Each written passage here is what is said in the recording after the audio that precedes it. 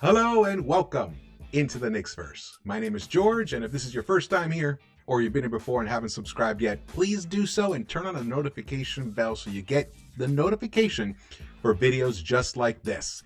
Because today, we're actually going to have some fun. That's right. We're going to look at the starting lineup issues with the New York Knicks. But I'm going to take you through the journey. I'm going to show you guys who should actually be in the starting lineup with the current roster that we have right now. Now, this is, if trades happen, that changes things, of course. However, I don't believe we actually need to make any major trades yet. This team has the talent to still be that 50-plus win team. Now, the window's closing on it, obviously. Window's closing on it. However, everyone is pretty much underperforming at this point.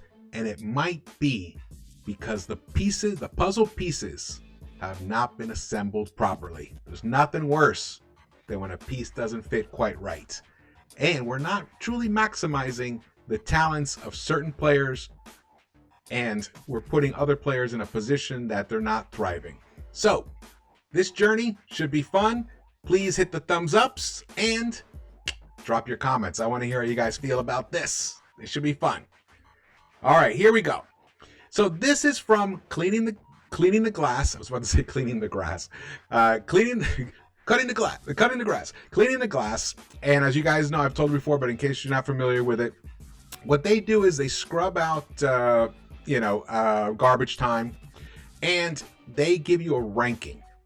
And the rankings are in the colored boxes. So orange is good. Like deep orange is fantastic. So the higher the number, the darker the orange will be. So you can see right here that 87, that's a really good number. The 98 is fantastic. Blues are not so good. Blues are troublesome. So you can see we got some troublesome stats right here. And this is a comparison to the rest of the league. So that's what the rankings come from. And this is the team efficiency in 4 factors, which really gives you the best all-around view of how a team or in a lineup is performing. At the top, we have the Alec Burks, Randall, Barrett, Fournier foursome. They have played 184 possessions together. Now, they played it with Mitch, with Taj, Nerlens. This is even with Obi. There's even some Sims minutes, I believe, in here. So this is a combination of those. But these are the 4. These are the 4 main guys that are starting now since the Atlanta game. Can't believe we've only won 1 game since that Atlanta game. That's over a week and a half ago. Oof. It's more, actually. It's going to be, about a week and a half ago. All right, anyway. So you can see the most disconcerting stat here is the differential. That's the most important stat here. And this lineup is a minus 9.1. Now that is per 100 possessions played. So that's what this is. So the offense scores 114.7 points per 100 possessions played, which is good for an 87 percentile ranking, which is excellent. However, when you look at the defense, they're giving up 123.8 points. And that's with every center. Everybody else, everyone's included in that, for a 1. The bottom of the barrel. 0 is the worst. So we're right there at the worst. Same thing with the field goal percentage. We're allowing people too many open looks. They're getting too comfortable. Same with turnovers, not causing enough turnovers. And inversely, on our end, on the offensive end, we're handling the ball better than when we had Kemba. The field goal percentage is in the middle of the league, 52.4%. And the offensive rebounding is also right in the middle. But the most important stat is the differential. Now, in case you were wondering, this is what the lineup was when Kemba was the starter with Mitch Robinson.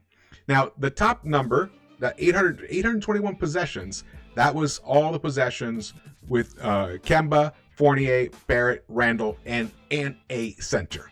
Now, majority of those were with Mitch Robinson. Look at that. It was a minus 12.4 overall for a 9 ranking. So that lineup wasn't working, which is why Thibodeau made the change. Now, I want us to look at something here. Randall and Derrick Rose. Let's look at them when they're on the court together. All right? Let's look at them when they're on the court together. Oh, wait. Before we do that, this is what the lineup the four factors of the Burks with Mitch and Randall, RJ, and Fournier. So you can see it gets a little better. The 76 possessions that Mitch played with that current lineup, even though he's been demoted right now, not demoted. Let's just say he's coming off the bench. They're minus 6.6 differential. So it was, you gain an additional 2.5 points by having Mitch as your starting center. However, look at the defense. It went from a 123.8 points allowed to 128.9 points allowed per 100 possessions. That's just terrible. 62.7% field goal percentage. I mean, that's frightening, right? However, offensively, we're a better team when Mitch is on the court, which is weird, right? We're talking about the guy who originally started the season saying he wanted to be Defensive Player of the Year. He actually helps the offense more than he helps the defense in this current lineup. Remember that. A lot of this is about chemistry, guys. Chemistry. And also, Mitch is still working himself into game shape. Every single game he played he's played better recently. Every game he plays, he's going to improve because his conditioning is going to improve. So let's just have a little bit of patience with that, but that's neither here nor there. I just wanted to give you a frame of reference there. Now we're going to look at the Rose and Randall. Rose and Randall have played 527 possessions together. All right, which that's not bad. That's not bad. That accounts for a plus 5.2 differential, 78th percentile ranking. Okay, nice. I like that. The offense, nothing exciting. 109.5, which is a 51 ranking right there. The field goal percentage also nothing. I mean, that's actually kind of dismal for a 19. 49.7%. But look at the defense. When those two are on the court together, the defense is better. They only allow 104.3 points per 100 possessions for an 86 ranking. Look at the field goal percentage, 46.3%. So what we lose in offense, we gain in defense, but the net result is a plus 5.2. You can win a lot of games in the NBA with a plus 5.2. Now let's keep going down this journey, guys. Stick with me. Stick with me here. This is what happens when you add RJ Barrett to those two. They played 306 possessions together. So of that 527 down below, 306 of those were played with RJ. Just so you keep understanding the way this is going. And that RJ adds an additional 2.6 points. Net 2.6 points. Already you can see the swing from the minus 9.1 at the top to a plus 7.8. That's a very dramatic swing, guys. I mean, it's huge. That's a huge swing. That's a 16.9 point swing. And if my math's correct, the defense, all right, the points per possession dropped a little bit from just Randall and Rose together, from 109.5 to 108.2, a 42 ranking. But look at the defense.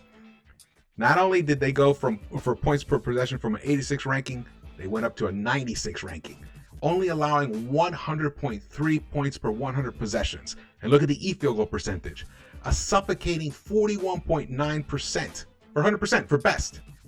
You can't, I mean, that's it. That's best. All right, let's keep going. This is what happens.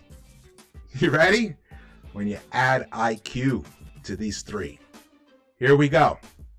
100 percentile ranking in differential. It's only 60 possessions, which is kind of maddening to think that these four have only played 60 possessions all year together. Yeah, crazy, right? But for a plus 31.9. Oh, that is a 41 point swing. Wow. That's a 41 point swing over the current lineup that we have right now. Points scored. Now look at the points per 100 possessions. 118.3 for a 95 percentile ranking. What IQ, it's his ball handling, it's his penetration, it's his off-ball movement, it's his defense.